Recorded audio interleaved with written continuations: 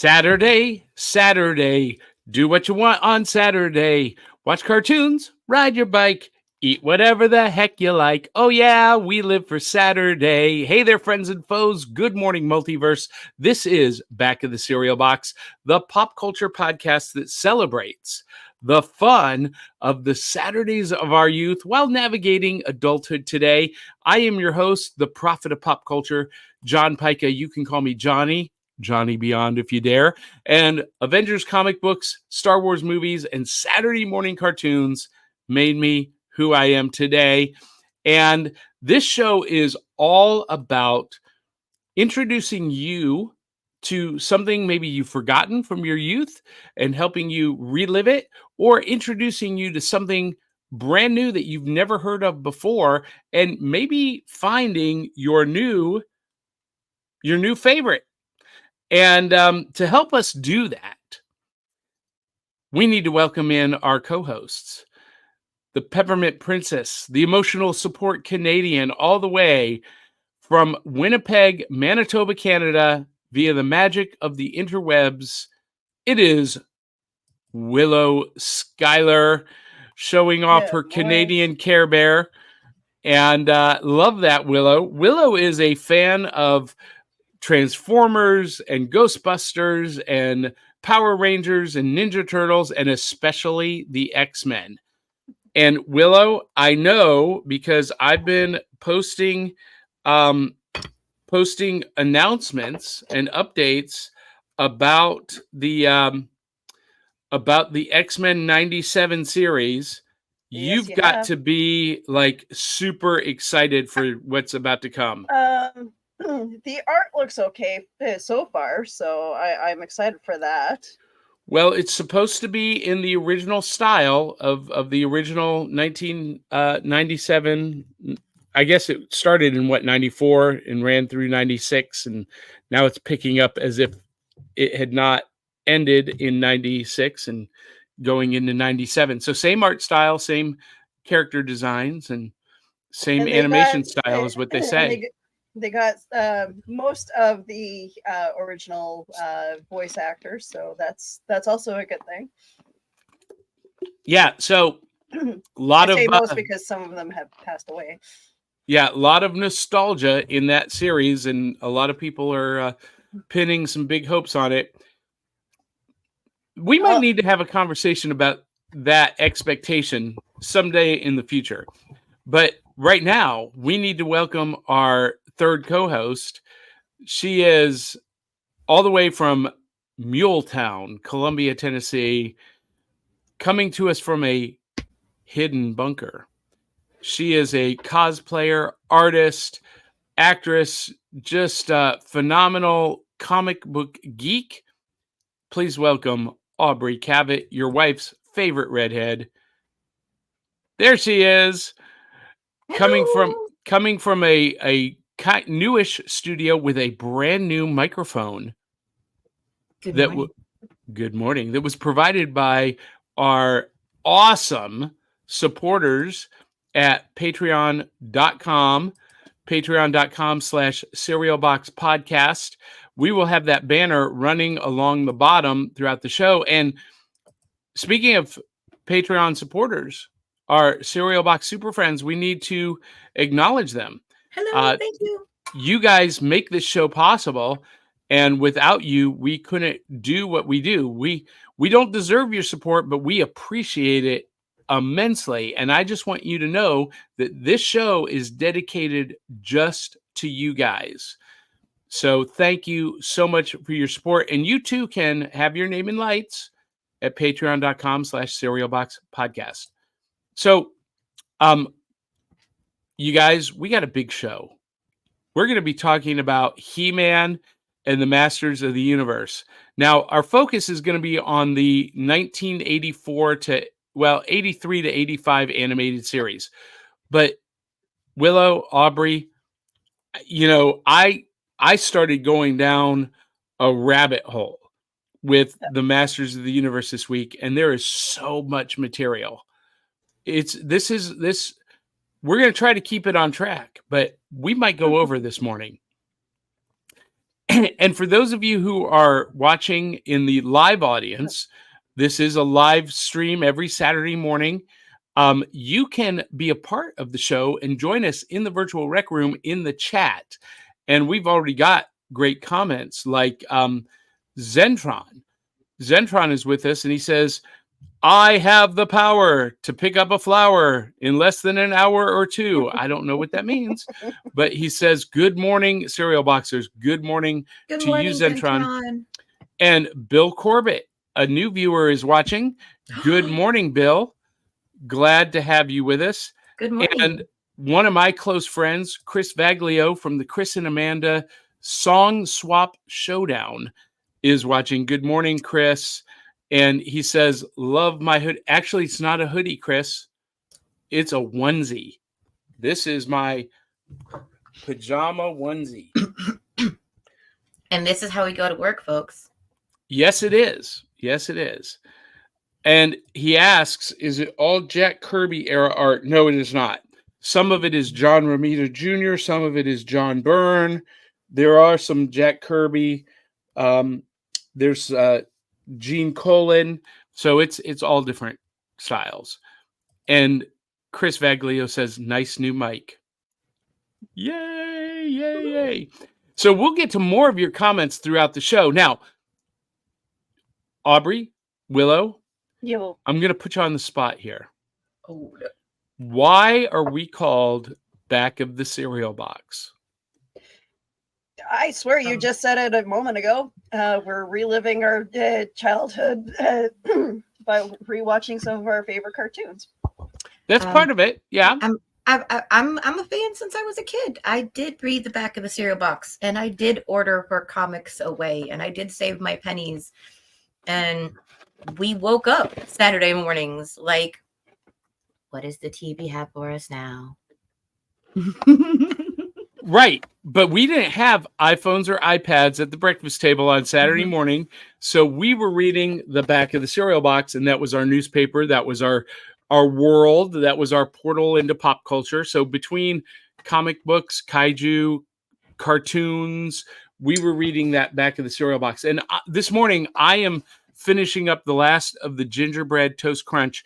You guys, I got such a craving for cinnamon toast crunch this week. I went and I bought, a mini pack, but it did not satiate my craving. So I still had a little bit of the gingerbread toast crunch. So that's what's in my bowl. So wait. I got to get better at doing this. I got to learn how to use two hands. What's in the bowl? I've got the gingerbread cinnamon toast crunch. Willow, what's in your bowl this morning? Oh, Easter's coming up. Yes. So I decided to go and pick up another box of those wonderful Reese bunny cereal. And I also mixed it with some of the Captain Crunch peanut butter cereal as well. So, and does that work? Actually, it does.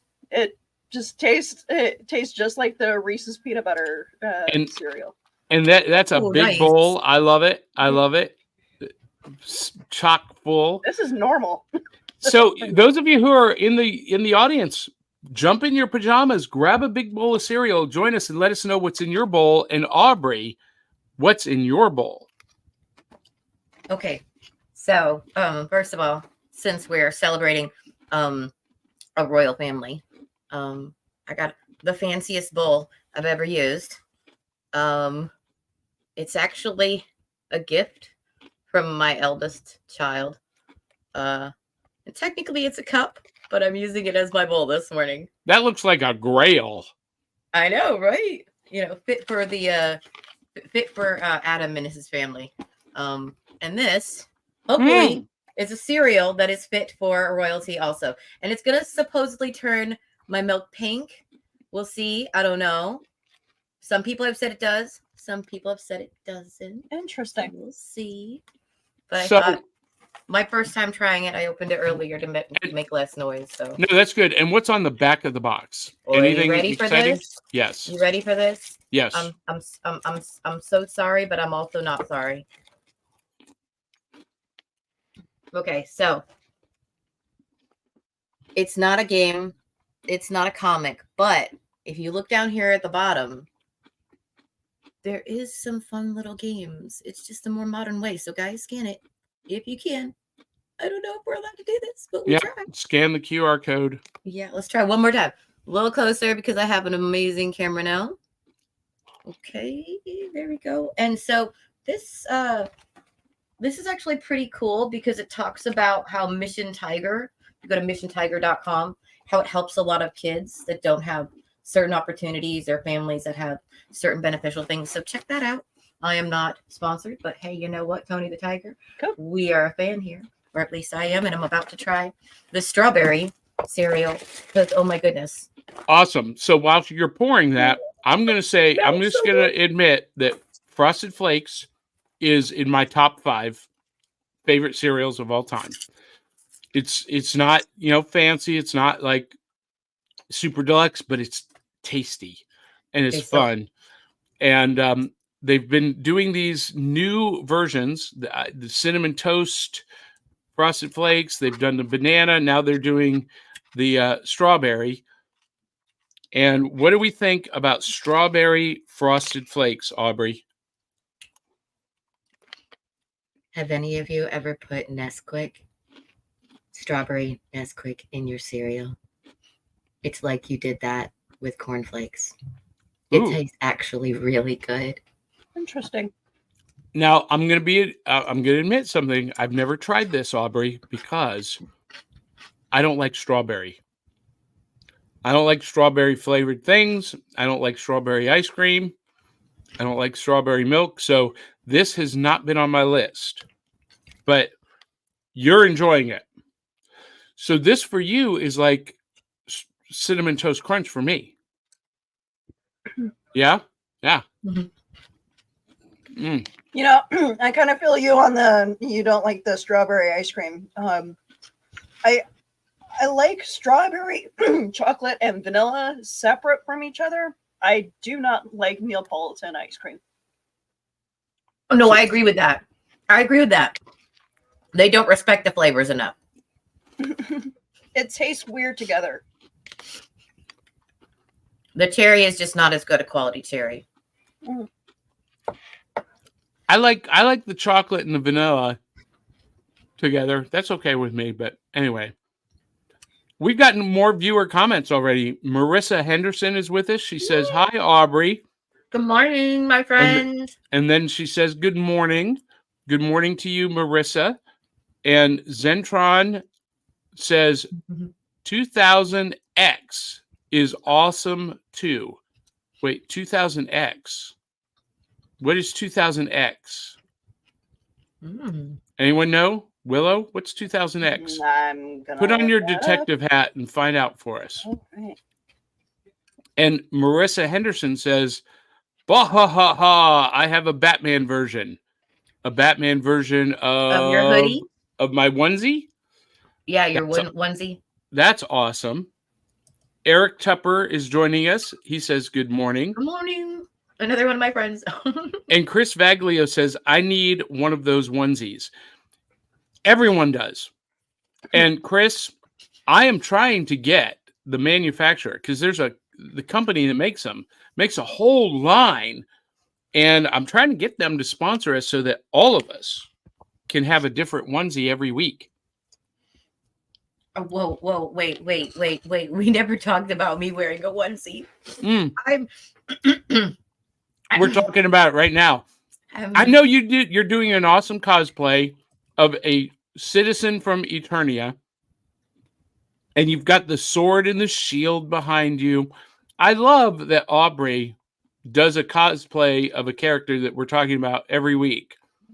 But we're going to get you in some onesies. Let me tell you what. No, Aubrey, let me tell you. It is like the most comfortable of comfortableness ever. It's like wrapping your body in a cloud is so fun. So fun. I'm so scared, guys. Don't be. It's fun. I haven't worn one of those since I was a kid. Clyde Hall is joining us. He says, happy Saturday morning, cereal connoisseur friends. And Zentron says, unfortunately, I had run out of milk this morning, so had to sort out a couple more grilled cheese sandwiches. Will they cereal, though? Who knows? Now, Zentron posted the pictures of his grilled cheese sandwiches on our Facebook page. Ooh, what? I've never seen grilled cheese sandwiches that look like this before. Really? Yeah, because he's in Britain, and they don't do them like we do here. Okay, what does that mean? As someone born in England, so I was born in England. So someone born in England who never made it back. What does that mean? Grilled cheeses are different there. Well, if you look at the picture, it looks like the bread is more of a biscuit bread, or it actually looks like a cracker. What? So yeah. What? I would post it up on our screen, but I'm horrible at multitasking that much. You need to get with me. I need to understand this. I'm a foodie, and I love food, and I love cheese. Well, it is on our Facebook page. Go to our Facebook page, everyone. Okay. And under the thread about this morning show, he posted the pictures of his 2 grilled cheese sandwiches. Okay. And Marissa Henderson asks Aubrey a question. You pour the milk first, Aubrey? She does, and it's so weird. Okay, Willow, what is normal? Are you with me here? Do you put the cereal in first and then the milk? Cereal first. Mm-hmm. I'm not trying to be different. I just hate soggy cereal. Well, but see, it's like the meme that's like, you just want to be different. No, I'm just weird. No, you have more control. And when you put the cereal in first, you have more control. You're wasting so much milk putting the milk in first and then the cereal, because how much cereal did you put in that milk, Aubrey? Because the proportion's wrong. Okay, so I agree. I use rice milk or almond milk, and I always drink my milk afterwards. But this is actually a portion control thing. So I know this is kind of weird, and we're going off the topic just a tiny bit, but for all of you who don't know, I used to be almost 300 pounds. I am not anymore, but I try not to talk about it too much because it's not really a big deal. Our body is the least interesting part of us. So whatever. But one of the ways that I found that I could use portion control with cereal, because I was a cereal addict. I was the one who always finished it off first, and I would eat a ton of it when I was a kid. I'm not going to lie. My parents, I ate them out of house and cereal, but but the truth is that when I was that really heavy girl and I was, disappeared in my clothes, I was a wallflower. If I told my younger self I was doing this, I think I would just keel over. I would just dead. Okay. Immediately dead. So I use handfuls. And what I would do is, this was the amount of milk I would eat. But if I didn't, I would fill the bowl so full of cereal, and then I wouldn't like the rest of it, but I'd force myself to eat it because I didn't want to waste, and it would make myself sick. So what I do is I only pour the amount of milk that I'm willing to eat of cereal, and I used to take half cup measuring cups. Now I found out the hand can do that. So it's just a half a cup at a time until I no longer want cereal. Then I put the cereal away with your carbs, and I drink the rest of my milk, and I'm done. So there you go. So, this is part of the reason I'm a weirdo for cereal. So those of you who have been watching the show for the last 2-3 years, you've seen me, my face thin over time, and I've lost, about 50 pounds. And the way that I've done it is cereal actually is pretty low calorie, 170 calories per cup. Well, how much is a cup? Well, on this bowl, I've got measuring lines on the bowl. So this is a cup. This is 2 cups. So I will do 2 cups of cereal. So, a little bit over 300 calories, which is my my calorie count for per meal is 300 calories per meal, 5 times a day, 1,500 calories. That's how I've lost weight. And almond milk has 80 calories per cup, and I do about a half a cup. So about 40 calories. So that's how I control calories and control portions. And I'm just disciplined enough to stop at 2 cups. And then there's me. I have no self-control when it comes to food. You know what? We're not going to talk about what was suggested to you for a career. Willow's husband was a little bit naughty this week. Oh, wait, the foot thing? That was amazing. I agree with the foot thing. Do it. Do it. Well, okay, so there's a woman that I follow on TikTok and Instagram, and she has a hearse, and she's very gothy. I love her very much, and so her hearse is named Lily, after Lily Munster.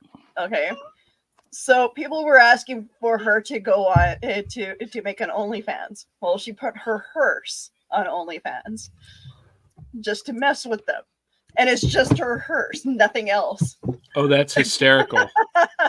Guys, right in time for Valentine's Day. It turns the milk pink. That's fantastic. Yeah. I love it. And Zentron agrees with me. Strawberry is my least favorite fruit. I do not like strawberries at all. But Eric Tupper says strawberry is the best. I agree. Look who's joining us this morning. Sandra Noel, Sandy, says, I love strawberry ice cream, just not the kind with strawberry chunks, LOL. I like the cheaper version, but coffee ice cream is my most favorite. The Jamocha from Baskin Robbins. Coffee ice cream is a hit and miss for me, but sometimes it's really good. Mm-hmm. 2000X is the 2002 He-Man series. All right. And which, I found the picture of it. Okay. Frankenberry. Yeah. Chris Vaglio says some strawberry is good. I like Frankenberry. Have you had it recently, Chris? Because the new Frankenberry doesn't really taste like strawberry. It tastes more like lightly flavored cardboard. Hey, Drew Milden is joining us this morning. So I saw the Marvels, Johnny, and I'm so happy that you did, Andrew. You should have seen it when it was in the theaters, but it came out on Disney Plus this week, and it's already the highest streaming movie of the year on Disney Plus. And Dave Mattingly asks, Andrew, what did you think? Chris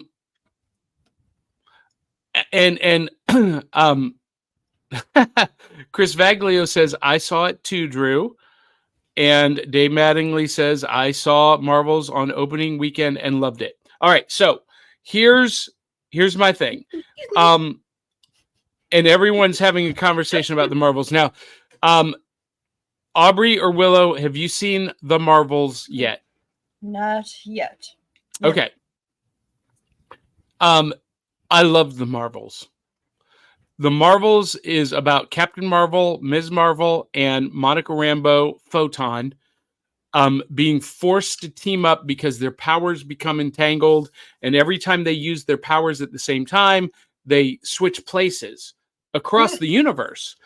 And they have to learn how to function in that scenario. And there's a villainess named Darben who is siphoning off resources from other planets to restore Hala, the Kree homeworld, and she's going to steal Earth's sun. And so these 3 heroines have to team up to stop her. And along the way, it's some of the most innovative fight choreography I've ever seen, because they're using that power switching mechanic where, Kamala Khan hits Darben and then instantly switches places with Captain Marvel, and it's just amazing to watch. It's super fast paced. It's a roller coaster ride of a movie, and it's got two of maybe the most original scenes of any movie I've ever seen. Willow, you would love this. They go to a planet where Captain Marvel is the princess, but it's a planet where they only speak in song. So everything is a musical. I feel like that doesn't fit with the character. Oh, it fits. It was so funny. Fantastic. It was my favorite scene of any movie last year. Well, maybe my second favorite scene. I loved it. And I watched it again this week. I've watched it twice this week. And I laugh out loud at that scene. It's so funny because Kamala Khan and Photon, Monica Rambeau, they're like, what is going on here? Why are we stuck in the middle of a Bollywood musical? It's phenomenal. And then the whole MacGuffin with the Flurkins. You remember Goose the cat? Well, there's a whole bunch of them. There's a whole bunch of them, Willow. And that's all I'm going to say is it's the funniest solution to any problem I've ever seen in a movie. It was genius and hysterical. And in my opinion, The Marvels was everything a comic book superhero movie should be. Okay, and now I feel like I have to watch it. Yeah, you do. And I don't have a budget for this, sir. Well, somebody take me to the movies. We'll talk off air. But it's about it's not in your face with the femme power. I mean, they are three incredibly powerful, very strong, independent women, but it never says, "Oh, look at us. We did a movie about strong women and look at our feminist agenda." It never does that.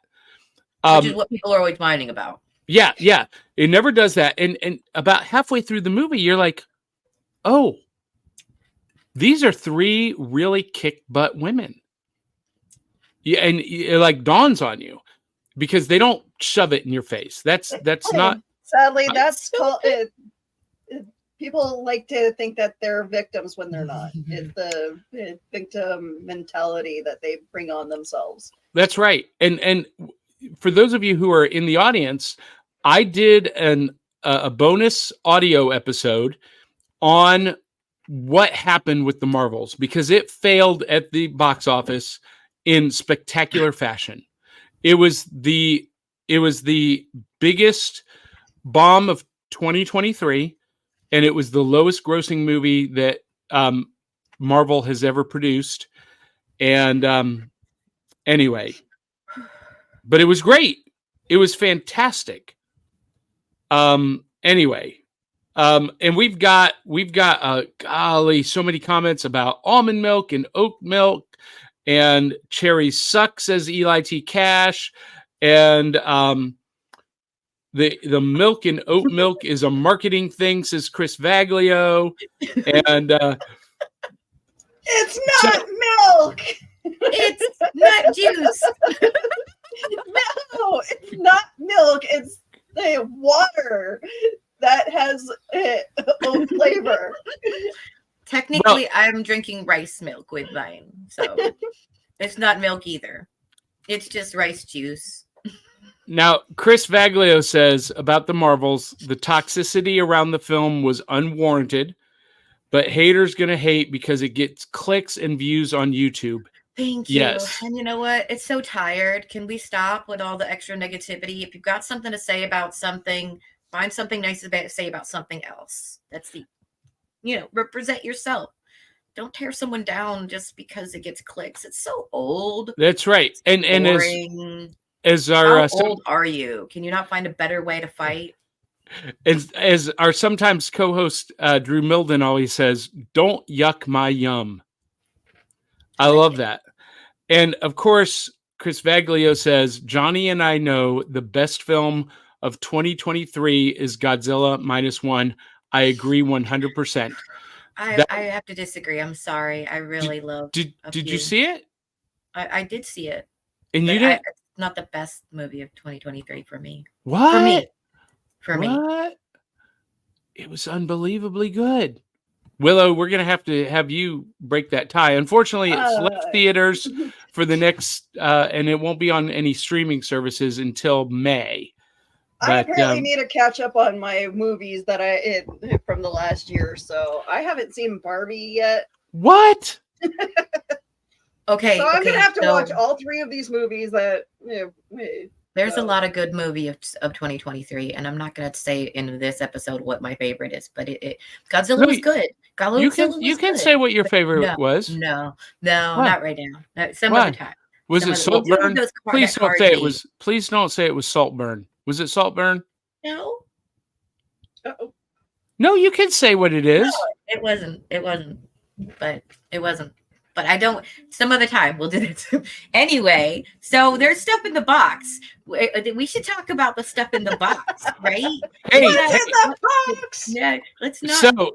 So this is brought to you by our affiliate sponsor, Entertainment Earth, and we have to ask, what's in the box? Prizes from the cereal box, aka new loot, because when we were kids, we were reaching into the cereal box and pulling out fun stuff. And so, you guys, I'm going to show off a couple of things that came out this week. Brand new comic releases from the cereal box, because these directly tie into our Saturday morning theme of cartoons, comic books, and kaiju. So, first, speaking of Godzilla, this is the Godzilla Valentine's Day special. What? Okay, that's kind of cute.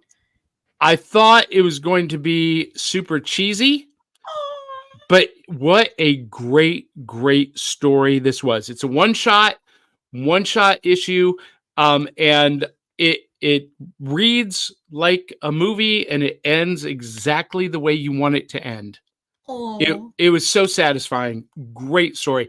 And I thought it was going to be kind of kid stuff, but it's really not. It's great. Really fun.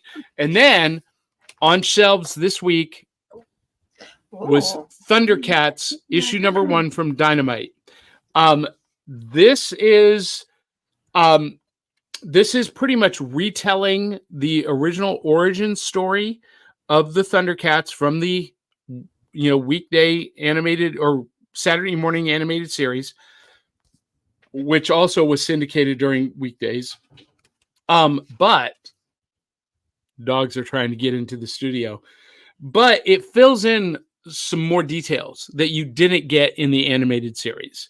There's a lot more with the motivation of the characters, the connections, and how they feel about Lion-O, how he perceives himself. Really good and a lot of fun, and the artwork is appropriate for the energy and the source material, and just really outstanding. I really enjoyed this. So, but Aubrey, I got to tell you a story. So for those of you who don't know, and there will be a bonus video posted up on our Facebook page this week.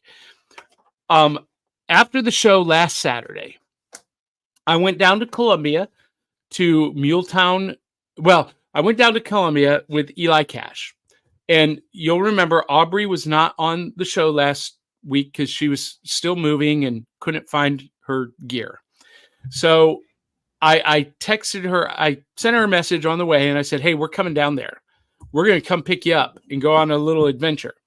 And so before we went to Columbia, Eli and I went to the grand opening of Hitchhiker Toys, their new location in White House. That's a whole video that we posted and a whole story. And then we went down to Columbia. We picked up Aubrey. We went to Muletown Comics. And Aubrey bought a bunch of cool stuff. And I bought a bunch of cool stuff. I was going to show it off this morning because we got some cartoon comic books. And we had lunch at a great little cafe, and then I dropped off Aubrey at home, and Eli and I headed back to Nashville. But on the way out of Columbia, I saw Big Lots. And, Big Lots has this exclusive line of Mego action figures that you guys know I've been dying to find. I've been searching for them. I've been complaining about it for months since October because Big Lots in Middle Tennessee has not gotten them, and it's been impossible to find them. And so I was like, hey, Eli, we're going to just pull into Big Lots. They're not going to have these, but I need to at least check. Otherwise I'm going to be up all night going, we should have stopped at Big Lots. So we go into Big Lots. I'm looking, I'm losing hope. And I come around this back corner, like this hidden cubby. Oh, they have, I had them upside down. They had all four. These are just the two that I really wanted.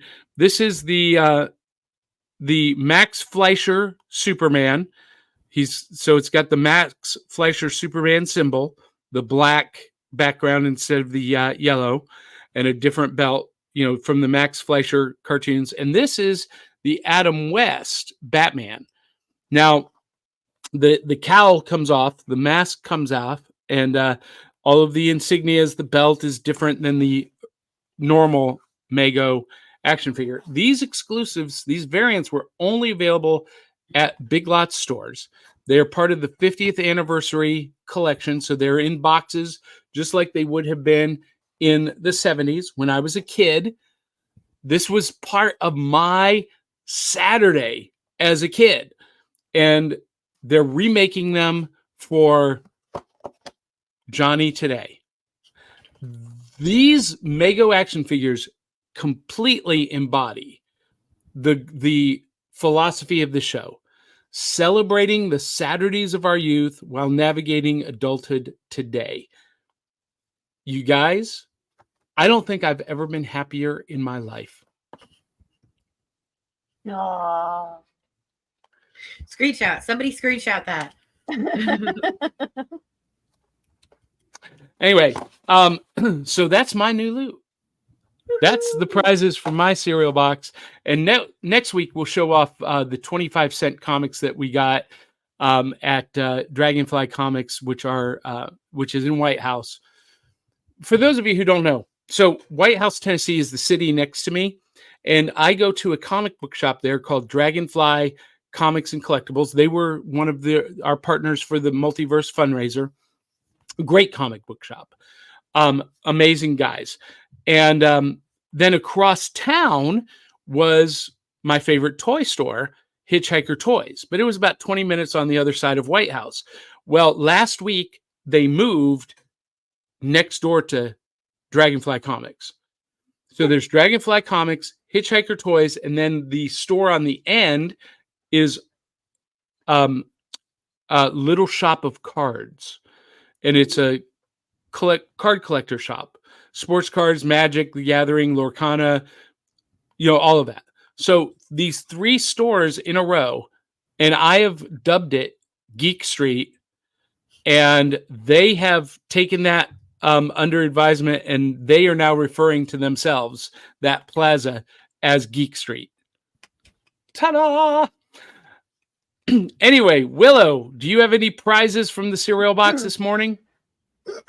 Well, I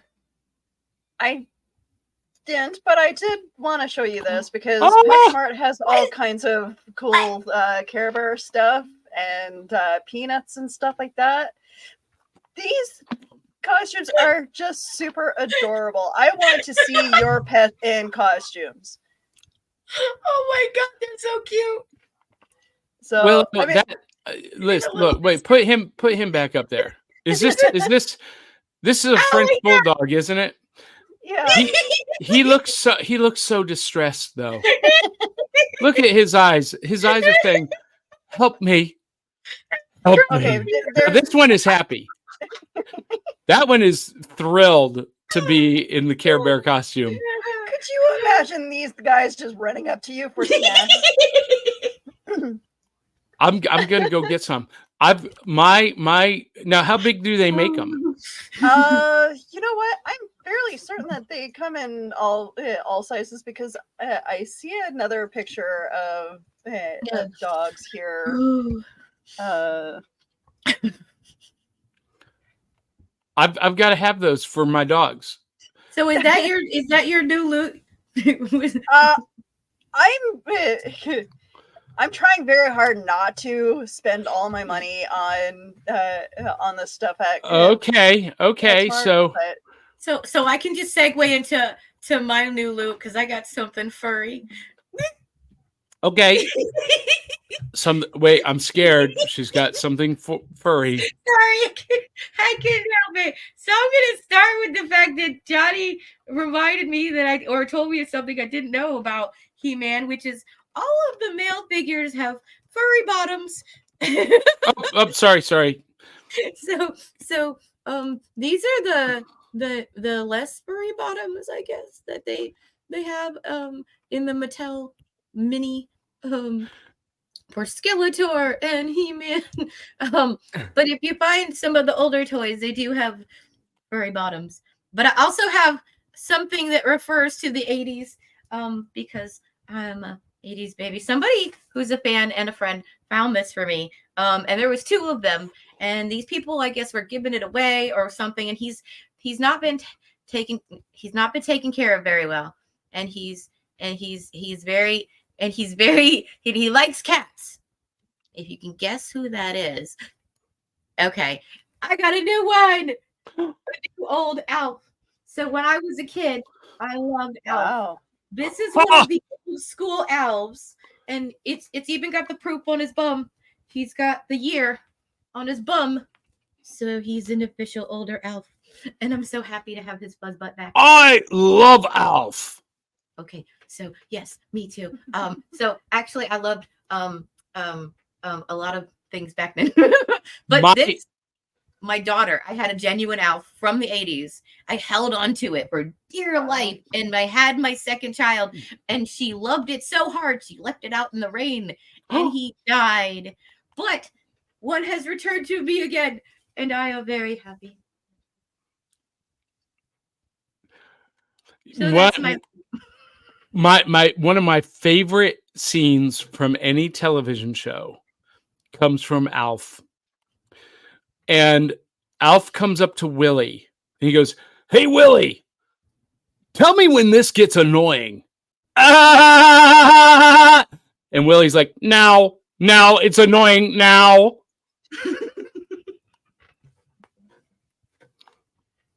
Makes me laugh out loud every single time. For some reason, one of my favorite characters. I don't know what that says about me as a young girl, but yes, I love. There was a lot of good shows around that time, like Night Court. I used to be obsessed with Night Court. Oh, okay. And I when was that like, gentle giant man died, I cried. So hey, we got a comment here. Clyde Hall jumped the gun. Did anyone read IDW's Godzilla Valentine's Day special one shot this week? Clyde, we just showed it off. And it was great. It was really fantastic. And that's why Clyde's bringing it up. Oh, and then LOL, then Johnny brings out his copy. Yay! Clyde, did you agree with me that it was a great read? Now, Chris Vaglio is trying to get the Big Lots exclusives, and he says the Big Lots here in New Jersey has nothing. So here's the problem, guys. This is why it's been so frustrating for people who want these classic Megos, and especially these 50th year anniversaries. The Big Lots exclusives. Each Big Lots in the country only got 9 figures. 9. A box of 9. That was it. 3 Batman, 2 Superman, 2 Robin, and 2 Jokers. And that was it. And collectors are going in, finding the case on the shelf, usually buried, almost hidden, and buying the whole case for themselves. And Is that wiping. what you did, Johnny? No, because I hate that. I think that's horrible behavior. So I bought the 3 that I wanted, Batman, Superman, and Robin. I did not care about the Joker because the only thing different with the Joker is that his hands are purple instead of white. I've already got a white-handed Joker. I don't need to spend $20 for purple hands. So I got the 3 that I wanted, and I left the rest of the case for somebody else. And then I immediately went on Facebook to the Mego Collectors group that I belong to, and I said, guys, Big Lots, Columbia, Tennessee, they've got them. I just got mine. I left the rest for you. Go get them. Oh no. Well, I was going to say I'm going to go see, but they're probably all gone now. Oh, they're already gone because someone from that group messaged me a few hours later and said, hey, I went. They're already gone. Oh. I must have gotten there just as they put them on the shelf. So, Awesome. Yeah. So anyway, that's a whole nother issue. And Willow, you've heard me rail about the toy industry and action figure distribution. And anyway, It's okay. We have our own issues here with like the collectible car hobby, and the Hot Wheel toys and other things. There's people who work at like Walmart and other stores that are purposely keeping this stuff off the shelf. Yep. And Yep. calling people that they know that and saving them for that. Yeah. For them. That's a problem here too. The scalpers are a real thing. Okay, So- as someone who worked for a large retail company, I will not name because I was under contract. I will say that I was a worker of for both of their kinds of stores when it came to goods like that. And we would have people stake out our back room as we are taking things and rolling them out the doors. Okay. And then we would have people that would buy the whole lot. Have you ever heard of Ray Dunn? The cups were huge. Everything was huge here in the States. People were scalping it. They were buying a large amounts of it and then reselling it to the point where the company I worked for, which I won't mention, decided they had to have a lawsuit against a group of them because they were buying so much and reselling it. Because this is a resale company. So a lot like Big Lots, if you buy too much of their items in too large a quantity over too long a period of time, they can sue you for resale. Just a FYI. Wait, what? Why could they do that? Because I mean, you bought it; it's yours. Why can't you resell it? Just look up the resale laws. But that is a real thing, and I saw a guy at Ollie's because Ollie's had G.I. Joe classified figures marked down to $4.99 each, carrying out 3 cases of them at one time. So it happens.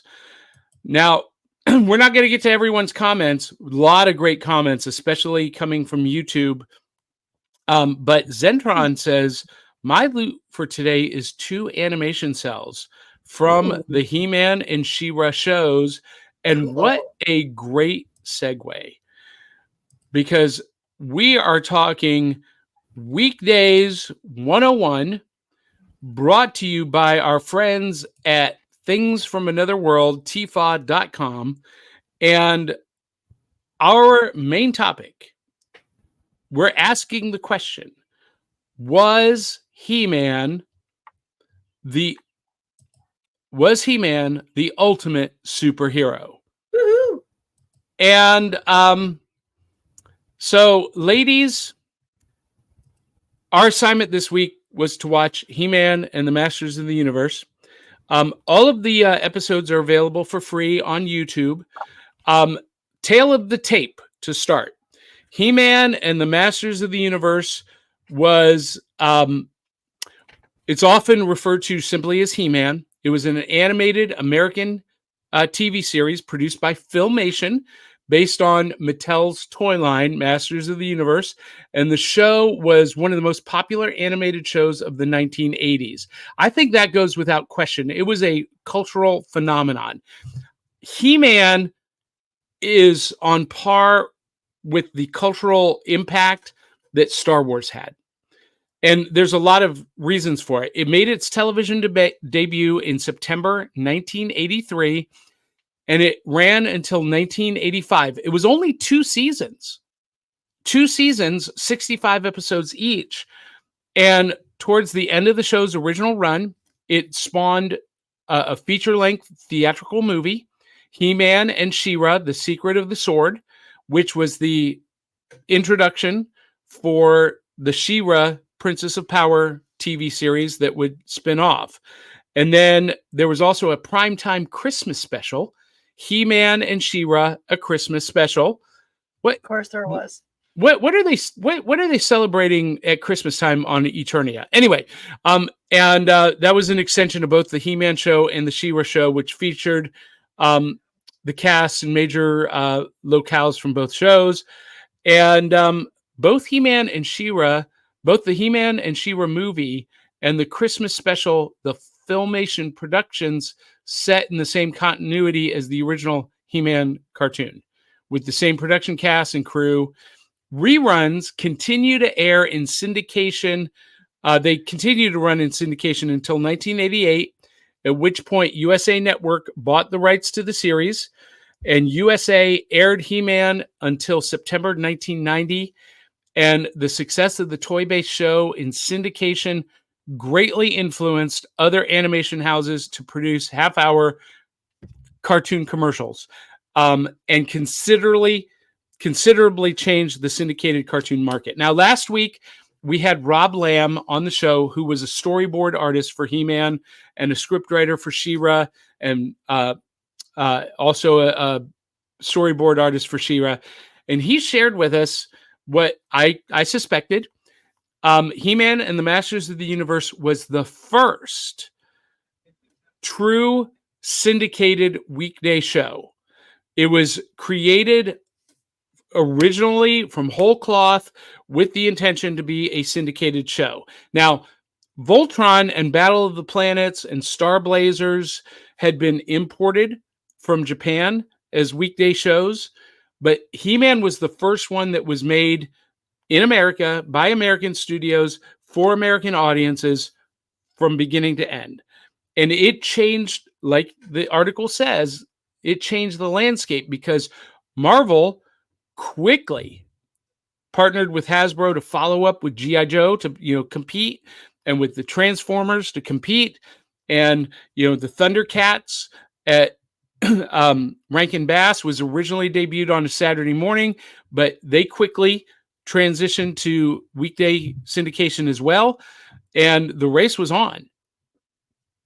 And several shows would follow the same suit. They would debut as a Saturday morning show and then quickly move to syndication, like Batman the Animated Series, like Teenage Mutant Ninja Turtles.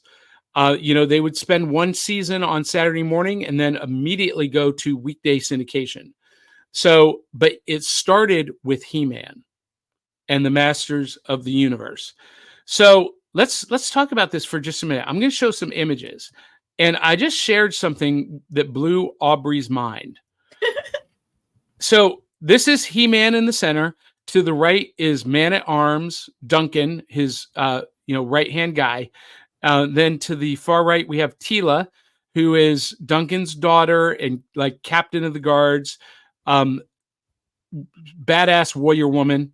And then right off He-Man's left shoulder, your left, his right, is Skeletor, the main villain. And just beyond him is Evil Lyn. Now, if you will notice something very peculiar about He-Man and Man-at-Arms, they both have the same belt, and loincloth. And all of the male characters, so does Skeletor, but he also is wearing like a something over top of it. I don't know what you call that, but and the reason this was done is because Mattel didn't want to make different molds for the different characters, so they used the same mold for every character. So that's why Teela and Evil Lynn both have the same breast piece. So the characters on the cartoons had the same like base costume, and then accessories were different. And like Man at Arms toy, we'll show some pictures of the toys in a minute. His whole armor assemblage, came off. But He-Man was accompanied by Orko and Teela and Man at Arms on their adventures. Orko was a wizard who at times Was useless. Well, I don't want to say useless, but sometimes he wasn't always accurate. But really one of the most remembered and adored characters by kids. Kids really related to Orko. Here's another picture of Teela, and she was bad to the bone. There's nobody else you would want fighting on your side. But Willow, I asked the question this week. Did anyone else realize or notice that Teela looks remarkably like Princess Aura from Flash Gordon? Yep. Which was also produced by Filmation, but in the 70s, about a decade earlier. And, Filmation used the same character models for all of their shows. They had a very definitive, recognizable animation style, face animation. But one of the characteristics of all of the Filmation shows, look at those eyes. One, they loved redheads, but who doesn't? All of the women had those super sultry eyes, those Betty Davis eyes, and their female characters were very sultry, very curvy, and they dressed in a way to accentuate their curves. Let me just put it. Listen, I watched He-Man as a kid, but not because I was a fan of He-Man. I watched He-Man for Teela. That's all I'm going to say. Skeletor has the best costume design of maybe any cartoon villain ever in history. Look at those nails. Yes. I mean, I'm just saying this is the character it's a queen. I'm just saying. Yes. In so many ways. Wow. That's actually been a fan theory, Aubrey, over the years. And here's some of the original toy art that appeared on toy boxes. And we've got Skeletor with Beastman and Merman. And then here are the character models from the animation series. Now, here's the question I have to ask you guys, okay? So for those of you who've never seen He-Man and the Masters of the Universe, here in the purple and pink is Prince Adam. And Prince Adam, when he holds the sword of power above his head and says, "By the power of Grayskull, I have the power," he turns into He-Man, who is right next to him. Here's my question. How did this fool anyone? When I watched the first episode, I'm just like, really? I mean, nobody recognizes that He-Man is Prince Adam? I mean, come on. Now, I got to say, I love this idea. This is the Clark Kent becoming Superman, but actually more than that, it's Billy Batson becoming Shazam. But there's no real change except like he becomes. He takes off some of his clothes. Yeah, he becomes less blonde, and he loses some clothes. He's a stripper, is what it is. He's a male stripper. Anyway, yeah, I never bought that, and I just got to be honest with you guys. I never liked the character name He-Man. I thought that was the dumbest name for a character. And look, Cringer was the same thing. Cringer is a green and orange tiger. And he transforms into Battle Cat, which is a green and orange tiger, but bigger with battle armor. And no one recognizes that Battle Cat is Cringer.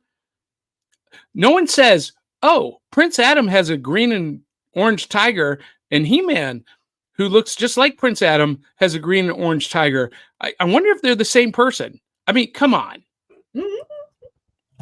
Am I just way off base here? Well, I want to mention the voices real quick of these characters, because whether we like it or not, the voices of these characters, they didn't just affect how we saw the character. They affected us for the rest of our lives.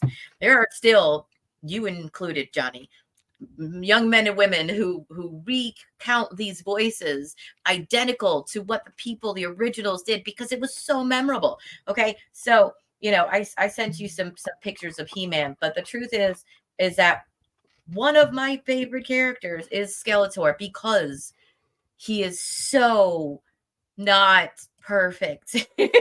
He's so not perfect. Okay, so the man who voiced him, Oppenheimer, he has done so much. Okay, very prolific man when it comes to voices and parts. Everything from Hogan's Heroes and the Bionic Woman and Happy Days to all the way on the other side. We've got him in the video game Fallout, Soldier of Fortune. But he made this role something that we will never forget. Like, we will never, ever be able to forget Skeletor for his, not just his unabashed determination, but also of calling people names. He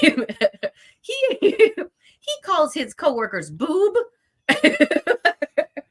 Yo, boob. So much feather and energy. But he also is so determined to be himself in every form and fashion. But Alan Oppenheimer, if you don't know who he is, he was born in the 1930s, and he worked for a very long time on very many characters. Well, and he did more than the character of Skeletor on this show. He also did Cringer, Battle Cat. He did Man-at-Arms, Duncan. He did Merman. He did Buzz Off and Roboto and others. So, if you like The Never-Ending Story, he was the narrator in that. Oh, okay. There you go, kids. The narrator. And yeah, so everything from that to Pound Puppies, and then Kid Icarus Uprising, the video game. So, I mean, Toy Story 4. That's how, Well, all of these voiceover actors from the 70s, 80s, and 90s are just, they're ingrained in everything. They do so much, and they become the voices of our youth. But I had forgotten what Adam's voice sounded like. Yeah, because on the flip side, the other actor didn't do very many voices at all. The actor John Irwin, yeah. Yeah, he did.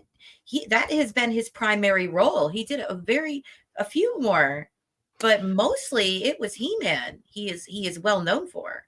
Yeah. Well, when I started watching this week, I had to go look up who did his voice, because it sounded a lot like Frank Welker, who did Freddy on Scooby-Doo. I know, right? And I was like, is Freddy He-Man? And no, he wasn't, but very similar voice acting. And, he talked like this, and hey, gang, and I'm Prince Adam. And then he became He-Man, but it was the same voice. Anyway, I never bought that whole thing, and I hate the name He-Man. And that's why I love that the Netflix revival series, Revelation, and especially Revolution, that by the time the second season with Revolution, they stopped calling him He-Man. They just refer to him as Adam, because everyone knows that He-Man and Adam are the same person. Oh, so now they've changed that. Okay. Yeah, well, because it's stupid. I mean, the name He-Man is just stupid, and Kevin Smith apparently agrees. And golly, we have such great comments. Like Dave Mattingly says, He-Man is Prince Adam the whole time. Yeah. Don't listen, Alf. Don't listen. And Corey Flood makes a great comment, and this is true. Filmation recycled much of this show from Black Star and Flash Gordon, and also from the Shazam series. A lot of the character modeling and animation techniques were copied from those and recycled, and you can see it, especially if you're also from Tarzan and the Super 7, the Zorro series. All of those were produced by Filmation, and they all have the same animated sequences, just overdrawn. And Disney did the same thing, by the way. Disney did the same thing in Snow White and Robin Hood and Cinderella. They recycled the same animation over and over and over again. But in Filmation, it's very evident. But I don't have a problem with that. Now, Willow, you mentioned off air, because last week we talked with Rob Lamb about the superior animation of She-Ra and the superior storytelling of She-Ra versus He-Man, and you immediately told me that you saw the difference. She-Ra is so much better. There's no comparing the two. She-Ra is so much better. Like writing style. I mean the art. I like both when it comes to the art. But personality wise, She-Ra all the way for the characters. Yeah, and I thought the animation was superior. The story writing, the character development was much better. Now, Aubrey, what else do you have in your notes? Because we're about to go down a deep well with He-Man and the Masters of the Universe, because it doesn't end with 1987. So I will just say that as far as this animated series goes, it is one of my favorites from when I was a kid. And as someone who is all about now in my life, women empowerment, I love that this is about male empowerment. As we get closer and closer to Valentine's Day, I am reminded of why I like Valentine's Day. It is not because of the cards and the gifts. It's because of loving on people. And I feel like one of the things we need to remember is that encouraging strong men to be strong men is just as important as encouraging strong women to be strong women. And I have a son, and I have a very much love for my great-grandfather, who I was partially raised by. So the idea of a strong man does pervade a lot of this in this series, this animated series. And so I like that. I also like that Johnny turned me on to the old movie that I actually never got to see when I was younger, because it was a little racy for someone my age back then. But I want to see it now. I want to see this gritty Skeletor. Like, I mean, okay, so I need to glue this guy. The shenanigans of me trying to get him from my other residence last night at after 8:30, scrambling to find these guys. And I found him, and he fell out of his box, and I glue him together. So I want to know, because you told me that he's a badass in that movie. So 1987. Okay. Nice mullet. Yeah, Dolph Lundgren and Frank Langella, Masters of the Universe, and Dolph Lundgren plays Prince Adam, He-Man. Perfect choice. Now, in this movie, he did not have the dual identity. He was always He-Man. But golly, he looks the part. He was the perfect choice. The movie was a little bit cheesy because it was 1987. But, if you go back and watch it now, you'll see assault rifle he's carrying. Oh, yeah. Yeah, he has the sword on his hip. It's not an assault rifle, it's a laser rifle from Eternia. Yeah. There you go, an Eternia laser rifle. Now, some of the characters were a little bit lacking, and they inserted 2 human characters. One of them was played by Courtney Cox. But what redeemed this movie the most was Frank Langella playing Skeletor. And he was brilliant. He has said, before he died last year, he has said in multiple interviews that Skeletor was his best role ever. And he just embodied this character. He auditioned for it specifically because his daughter was a huge fan of He-Man and Masters of the Universe and begged him to do the part. And so he auditioned for it. He got it. He played it so incredibly well. If you've never seen this, you need to see it just for his performance. Now, Evil Lynn was played by Meg Foster. And look at those eyes. Oh my gosh. And she embodied the character too. She was great. Now, the other characters were new characters for the movie that you see in the background. I don't even remember their names. They were pretty horrible. And instead of Orko in the movie, they had a dwarf named Grindolf, who was an inventor, tinkerer. This is Skeletor in his ultimate Skeletor form for the final battle with He-Man. Golly, he was just so good. Like most of these movies from the 80s, 70s and 80s, like Flash Gordon, that movie is awful. But Max van Sydow playing Ming the Merciless was brilliant. The 1980s Captain America movie with J.D. Salinger, it was awful. But the guy who played Red Skull was brilliant. These villains sometimes make the movies. And I want to say, and someone can correct me if I'm wrong, that Frank Langella was nominated for an Academy Award for his portrayal of Skeletor. He was that good. So you need to see this movie just for him, if nothing else. But that's not where it ends either, guys, because in 1998, He-Man and the Masters of the Universe came back as the New Adventures of He-Man. Oh, what? No. Oh, And if it looks awful, what is? it was. It Okay, was. I didn't see that. I've never. Whoa, that's Okay, not okay. We make fun of so many artists for the weird anatomy of muscles. That's the knees that they came up with. Oh yeah, the knees. Oh yeah, that's awful. And then that was followed by a series in 2000, which Willow put up the image. This is He-Man and the Masters of the Universe rebooted in 2000, and it had moderate success. It was basically a continuation of the 83 through 86 series.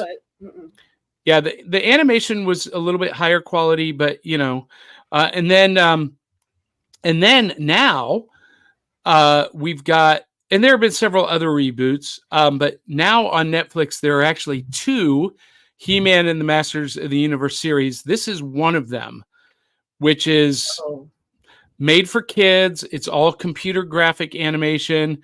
I've not watched it because it's just not something I'm really interested in. I probably need to see it.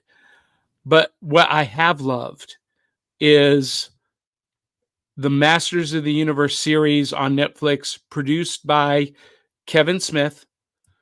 And Love you, Kevin. And it is phenomenal. It is one of the best, in my opinion, it is the best iteration of these characters I've ever seen.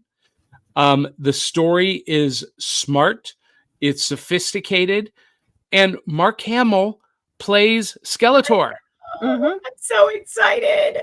And one thing that this series did is it went beyond the toys and it introduced us to the lore of the champion of Grayskull. These are the past champions who exist in Paternia, which is their heaven. And these are all the past wielders of the Sword of Power that you meet in heaven, which I loved. I loved. And I'm not going to spoil it, but I'm excited. Revelation got a lot of hate because the first half of the season focused mostly on Tila, and they actually end the first half of the season with He-Man dying and going to heaven. He died. Now, spoiler alert, he comes back. So don't get upset by that. He does come back and finishes out the season, and it finishes out exactly the way you want a Masters of the Universe series to end. It was brilliant.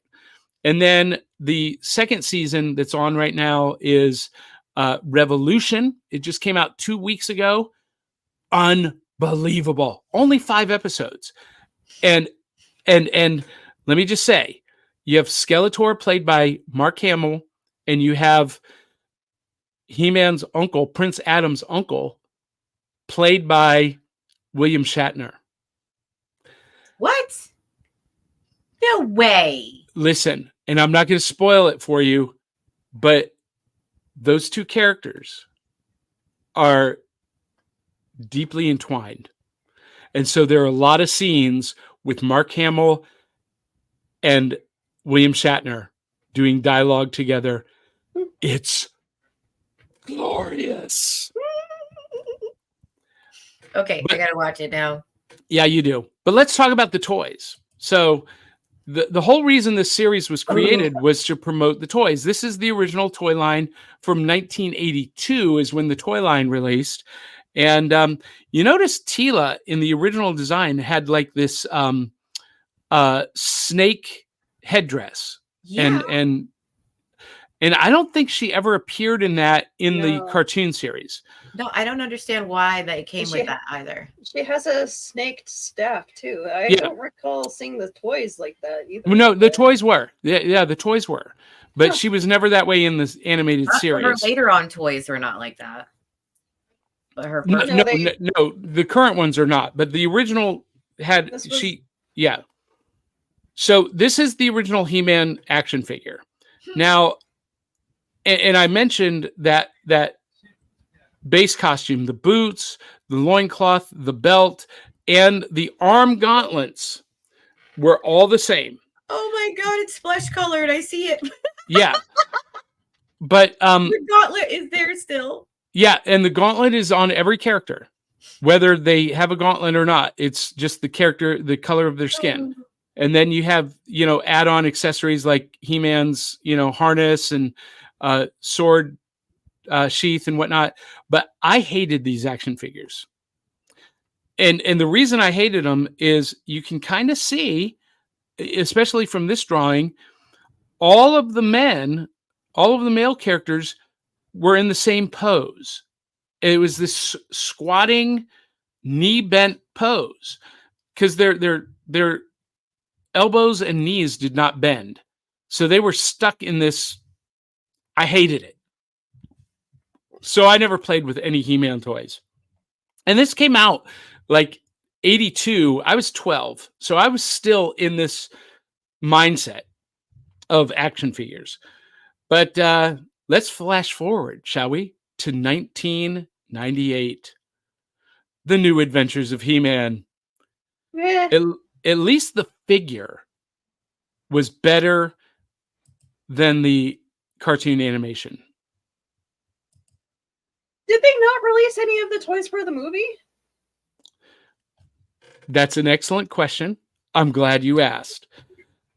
Not at the time they did not. But now there is a figure produced by NECA. This is the Dolph Lundgren He-Man. Yes. Really hard to find. Really? Yeah. But that's produced by NECA, NECA. And then this is from the 2000 and the 2000X series. So again, still have the squat characters, but now they have added articulation to the elbows and the knees. So a little bit better, but not entirely.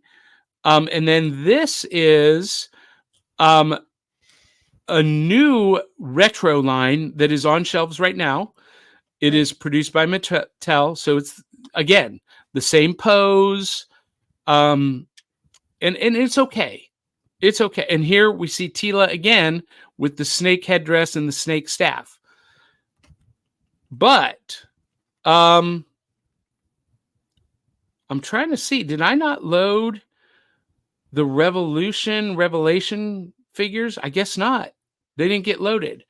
The new figures from He-Man, Masters of the Universe, Revolution, and Revelation are great. And after Revolution, I think I might be a He-Man fan and start collecting not the entire line, but the female characters. Audra, Teela, Sorceress, and Lynn. Evil Lynn, who anyway, I might start getting the female characters from that line. Oh, I did want to correct just one thing about the voice acting, Johnny. Sure. So apparently, there was a period of time where Doug Parker voiced Adam. So if you were wondering about the voice that sounded a little bit like Shaggy, that was very possibly Doug Parker, because later on, Adam and He-Man were voiced by the same person. But early on, Doug Parker was the one that did his voice. Corey Flood says, at 12, you were too old for He-Man toys. No, I wasn't. This was the 80s, man. We remained younger much longer in You're the 80s. You're never too old to collect the figurines. I said I was at the tail end. I was still heavy into Star Wars, into junior high, and collecting Star Wars figures. So, I had friends who were into He-Man and had the figures. I never had any. Listen, to this day, I still don't have any He-Man and the Masters of the Universe merchandise. Not a figure, not a t-shirt, not anything.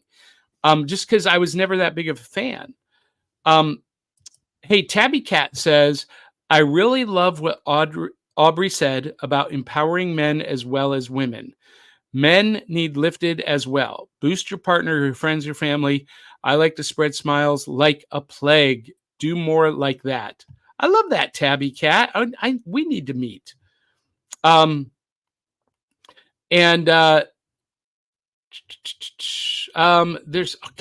so many comments. Zentron said, oh yeah. Oh, wait, what is that? Okay. Woo! Yeah. So these are the Revelation figures. Thank you, Willow, for finding these. What in the world? That is the anti-He-Man? Oh, no. Where do you see that? Oh yeah. That is the evil He-Man. Now he doesn't appear in the series, but he did appear in the original Filmation series in an episode. It was I think they called him anti-He-Man. But here's what I want you to see. Okay, so on the far to your left, you see a teenage Prince Adam. Yeah, that's Prince Adam before he transforms. That Prince Adam, you can believe, people didn't realize it was the same person.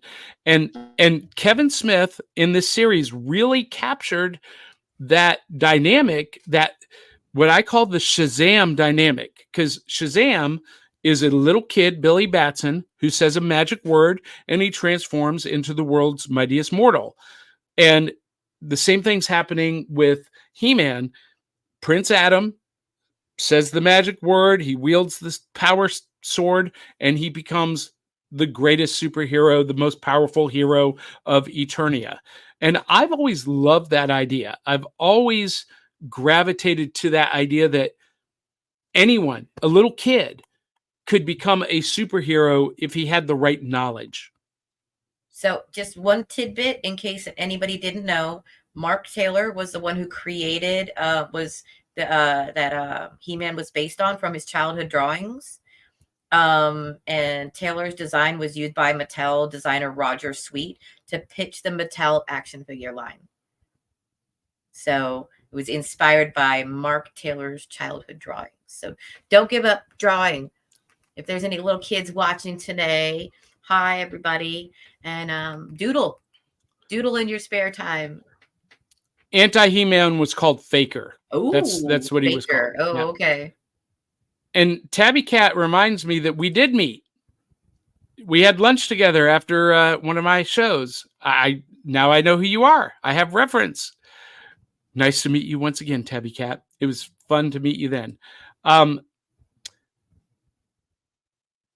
Yeah, so Shazam is the name of the gods he invokes to transform into Captain Marvel. Correct.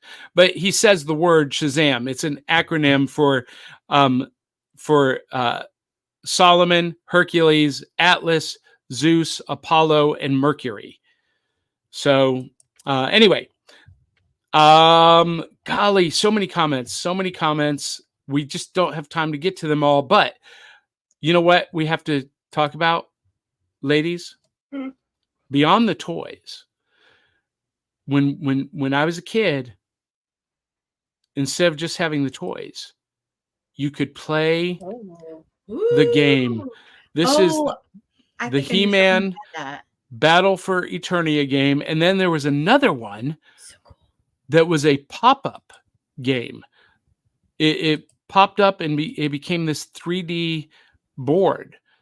And now there's a new game called the Legacy. I think it's the Legacy of Eternia or something like that. And it's a miniatures battle game. So this is the He-Man Battle Cat miniature.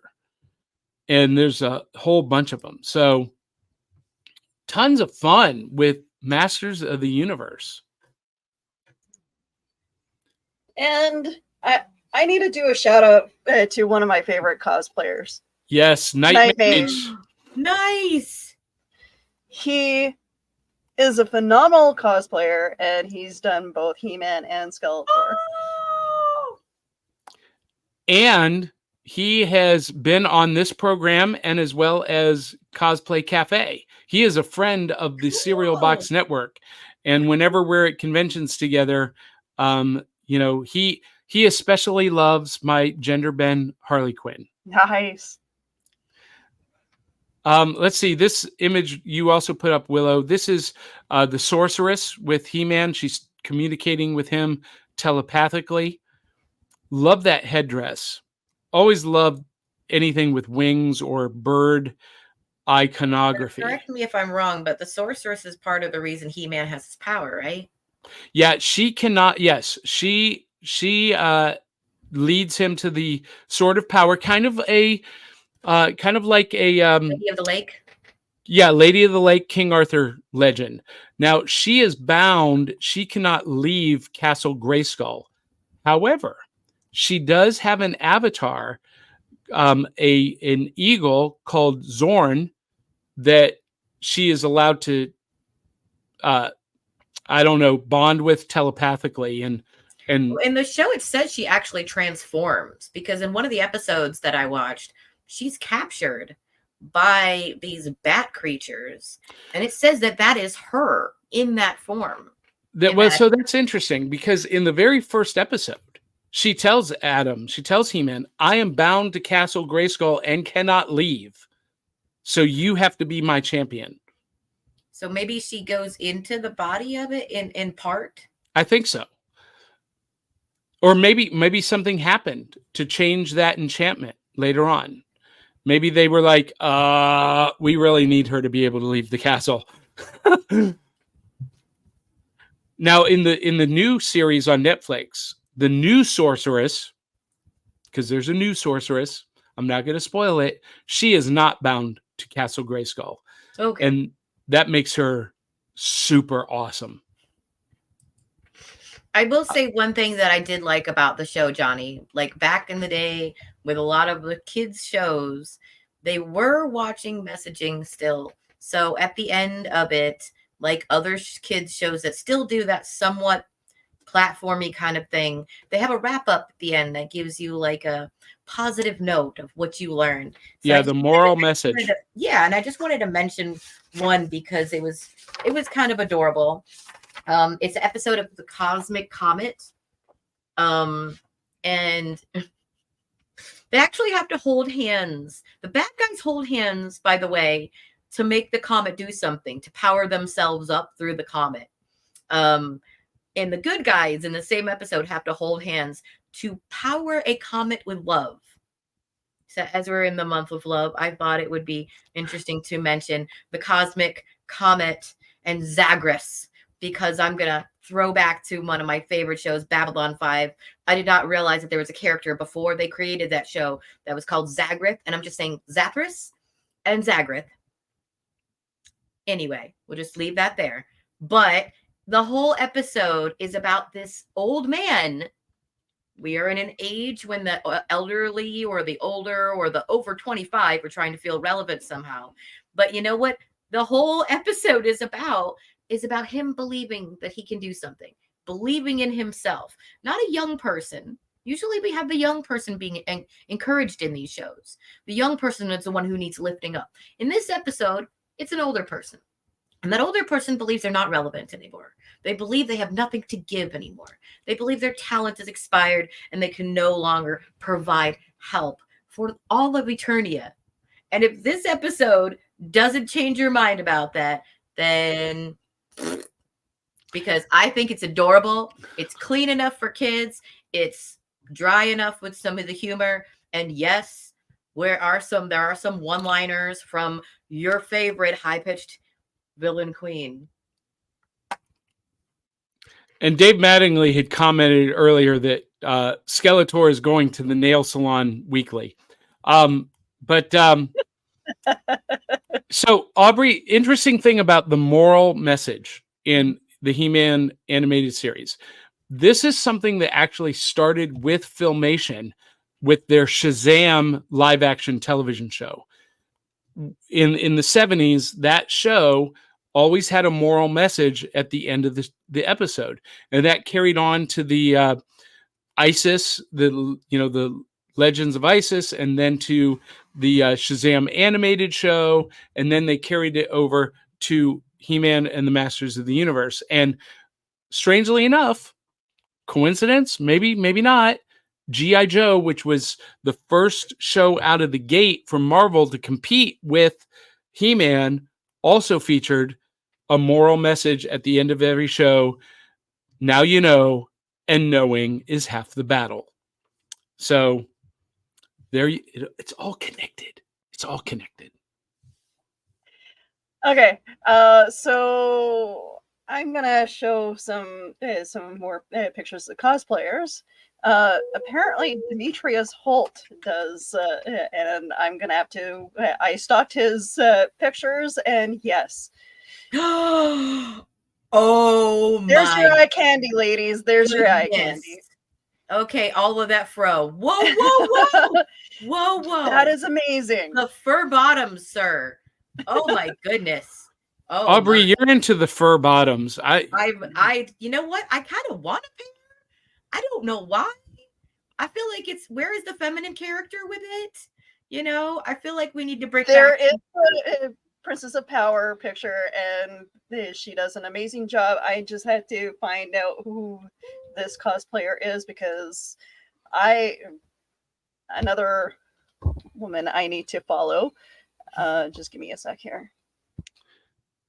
So Zentron or Corey Flood talks about why the 2000X series was not very successful. It was because it was on Cartoon Network and they always moved the time slot, so you never knew when it was on.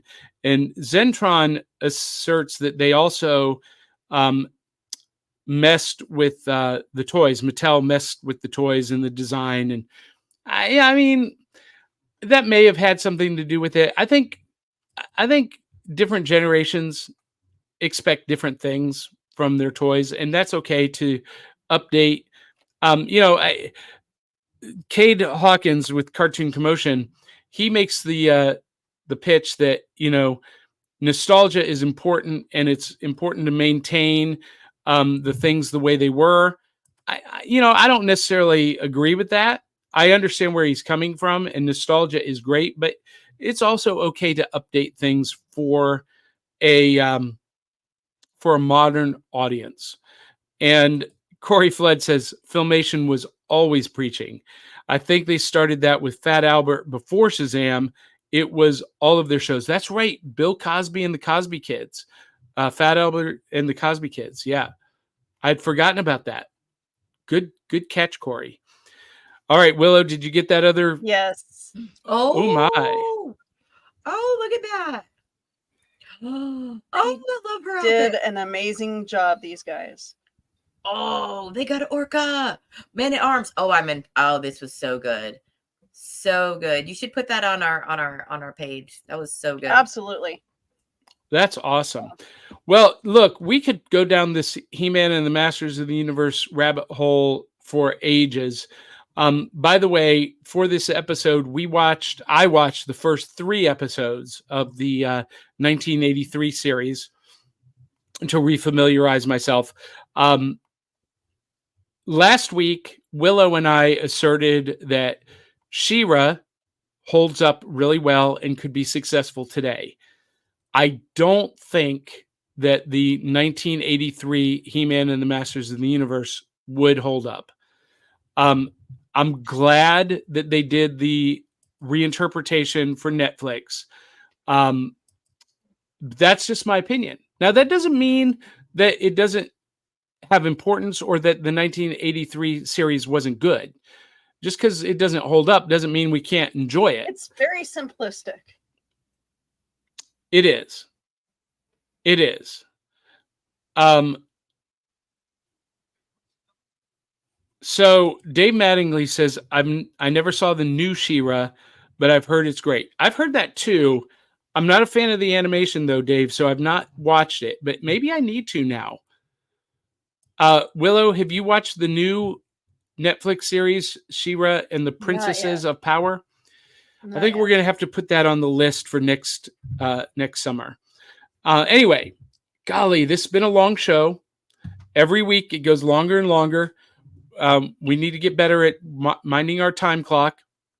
But as long as people are still commenting and still watching, and we've got an amazing viewer count right now, and you guys continue to comment on YouTube and on Facebook, and we'll respond as we can. But you know what helps us even more? And I'm sorry that we can't get to every comment. We just don't have time. But we appreciate you guys joining in and having conversations with each other. And Willow, do you know anything about Discord? I do. Do you know how to set up a chat? I've created a Discord account. I can't figure out for the life of me how to make it work. So let's talk offline, because for our Patreon subscribers, we're going to start offering an exclusive Discord chat server. I'm on Discord. Are you? That's awesome.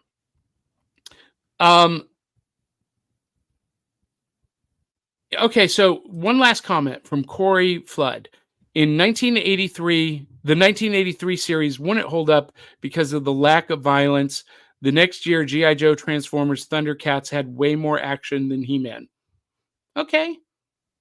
That's fair. That's fair. Oh, hey. Oh, my gosh. I got to acknowledge Damon Bogus. He is one of my oldest friends from college. We acted together in several plays. Most notably, Nice People Dancing to Good Country Music. I played the character of Jim Stools, and Damon, I forget the name of the character. He was the lead. What a great time that was. He says, great show today. I will definitely tune in again. Thanks, Damon. Good to see you, brother. Glad you are here. So that is it, guys. We need to go. We need to get out of here. I got to go up to Clarksville, see my daughter in a play this afternoon.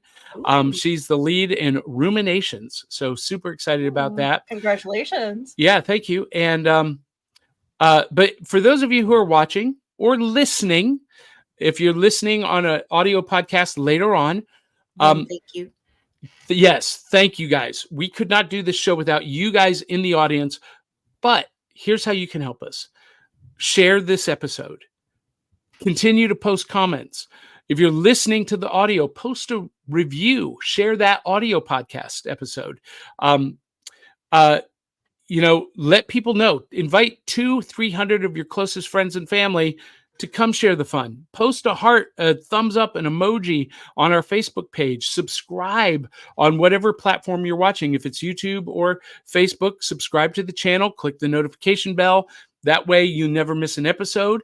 And even more importantly, consider becoming a sponsor of the show at patreon.com/serialboxpodcast. There's all kinds of exclusives that are going on at Patreon for patron-only members. Like we do an exclusive live stream every week just for Patreon members, where you don't just watch, you get to come on camera. Your camera, our camera. It's just a private chat with us, and we just talk about the stuff that we can't cover on the Saturday morning show. It's pretty fun. I'd love to join you for that. Yeah, I post the link to it every week, Aubrey. Now that my new studio is set up, I can join. Yes, that'll be awesome. We also have exclusive advanced release of Back Issue Breakfast Club, where we review graphic novels, trade paperbacks. Wait, did that just do that when I did that? Your iPhone is making you do weird things. Well, I'm not on my iPhone. Oh, then what program is this? Yeah, I did a heart symbol and it did the heart. Wait. Can he do it only? No, I can't do it. I don't think that's StreamYard. What is how are you doing that, Johnny? Oh, you know what? I am on my tablet. I am on my Mac. So it is connected to my iPhone and it's doing, I guess, iPhone emojis. More hearts. It did the heart thing when I did that. How do I get it to do it again? Well. Anyway, so Patreon exclusives. And once a month, I am doing an exclusive piece of artwork, an exclusive sketch, finished piece of artwork of one of your favorite comic book or cartoon characters, and we do take requests. So, but that's only available to patron subscribers. Patreon subscribers. I'm not getting another one. I already got mine. Yes, you did. And people who want to see the custom piece I did for Aubrey as Poison Ivy, it's up on our Patreon page. And that's available to everyone who visits it. So anyway, lots of cool stuff going on there. And all of my magic stuff now is exclusively on Patreon. So go join. $1 a month. That's all it takes. Is that a hard enough sell? I think you did a good job. Well, listen, and if you hate our show, contribute at the higher levels. $10, $15, $20 to help us improve. And look, your contributions do help us improve because we were able to buy a new mic for Aubrey. And next on the list is a new backdrop and ring light for Willow. It's on the way, Willow. Don't worry about it. No, we're going to get you some lighting. I've already got it picked out. It's ready to go. Yay. Okay. Willow. Thank you, Johnny, for the gracious gift. Thank you, listeners, for the gracious gift. We love you. Anyway, that is it for us this week. We got to go check out Willow at Skylor Productions. Check out Aubrey at Miss Kindred Ivy on Instagram. And of course, follow us on Facebook, YouTube. You can find me. Just do a search for Johnny Beyond. You'll find me. And with that, ladies, so long, farewell. Love you, mean it. We'll catch you on the back of the cereal box. The back of the cereal box. That's right.